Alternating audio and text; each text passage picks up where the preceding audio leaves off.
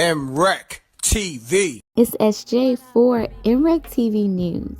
DL Hughley posted on Instagram to Monique's oldest son, and he states, "I'm just going to set this here. I wish this young brother peace. Black men also need to be able to speak what's on their hearts and minds and feel supported in order to heal. Let me make something very clear. The things you know about me that you judge me on in these comments is because I made them known. I accepted accountability and responsibility. You don't stand on truth until you can stand on the worst of what you've done and accept your fault. You can't hurt me with the very truth I took accountability for." She doesn't take accountability very well, and anything that she may take true accountability for, it's only at her convenience, in my experience. But if I had to guess, though, her interest in being a mother probably started around the time that she married her daddy and had his children. But that interest, obviously seemed one-sided, and as it should have been. By that time, I'm in my late teens, so to some degree, the the neglect becomes easier to hide or validate, I guess you could say. There are now two baby boys in the house, that require attention. But still, during that time, however, I still watched her enjoy the love and admiration of total strangers more than my own. To this very day, my mother has never expressed to me when, if ever, she became interested in me as her son. That did lead me down a path of questioning my self-worth and struggling to understand the value of a mother in a child's life. In the interview, she also states that she gave me an apology, but an apology to a son from a mother that consciously showed no interest in him holds no weight. There are still women to this day that my mother will give credit to for being more of a mother to me than she ever could. Her assistant, my cousin, being one of them. Every time, though, that my mother would state that she was right here whenever I was ready, that ideology still blows my mind today, that a person could openly admit to being an uninterested, not put my best foot forward type of parent and be so self-centered that they still express to the kid, you have to come to me when you're ready. You got to come to me for us to make this right. Okay. But I'm not sure what my mother could possibly think that she has shown me in the past or have for me now that's not money, goodness gracious, that would make me want to come to her or whatever those feelings are supposed to be. A mother is supposed to be the first woman that a boy falls in love with.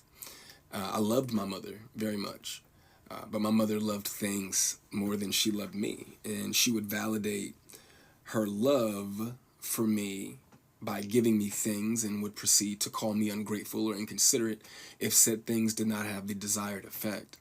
I couldn't imagine what it's like to be her, though, to ask God for what you want, and then he gives you what you need, though, only for you to ignore it and have the audacity to ask God for something else. And I'm glad I don't. I'm glad I didn't do that. And when he told you no, you went to the universe instead. By no means, though, do I want to give off any type of an impression that I am a victim of anything. That's not the case. As you can see, I'm smiling from ear to ear. I'm alive. I'm happy. I'm a dad. I'm healthy, I think. I drink a lot of water. I'm getting over a cold now. I still have my days just like everybody else. And, there were a few things that she did teach me along the way. I did learn how not to love from my mother.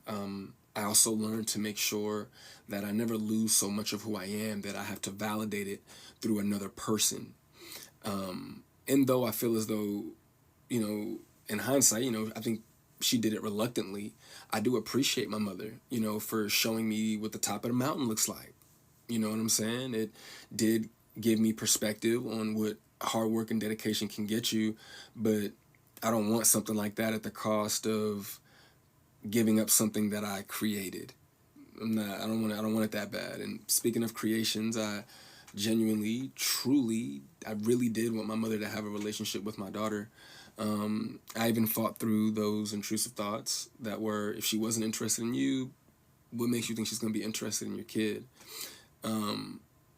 But it took my mother no time at all to prove that those intrusive thoughts were correct. But what I can say, good for her, the universe did, bless her with three other sons.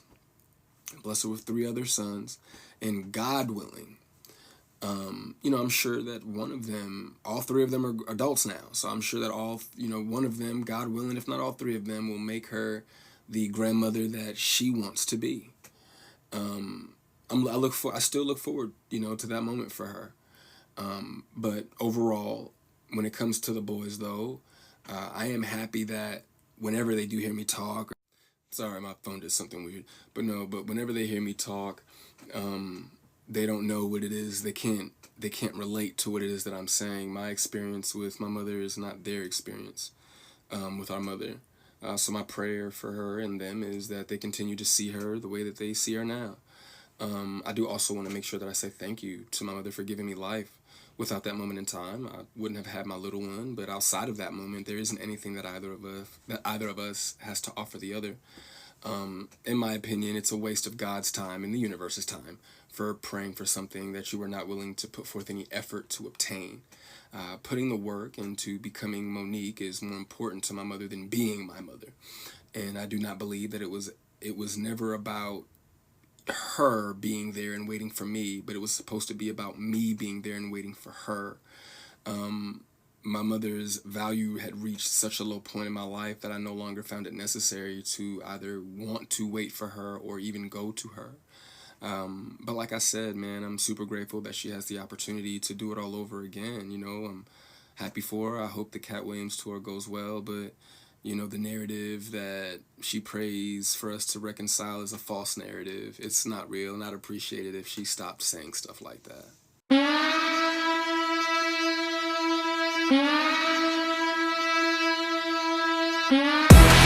Alright, we the Knockout Kings of Comedy. This your boy, Reggie Curl, you know what I'm saying? This is my cousin, Stroncho, you know what I'm saying? We coming by.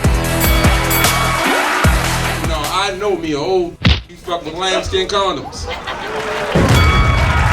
I don't even want my man to eat my because I eat meat from Aldi's. The f wrong with you? Aldi's, you should eat this. We don't know what the f that meat is. No! For real, I heard a nigga get in prison. That's not the part about it. The part about it is he had the audacity to ask me why I ain't helping him. I said, it ain't no point of both of us get. I step up, look him right in his eyes. He go to pat me down. Pop, pop, pop, pop, pop, pop, pop, pop, pop, pop, pop, pop, pop. $20, homeboy. I'm like, no sir! First of all, can I ask y'all a personal question? Is this microphone really necessary at this point?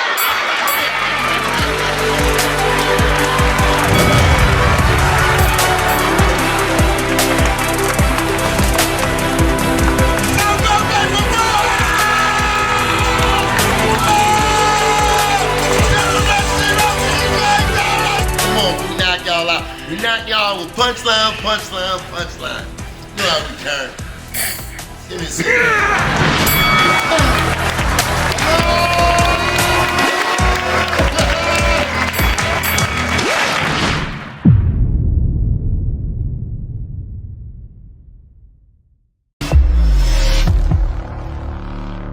MREC TV.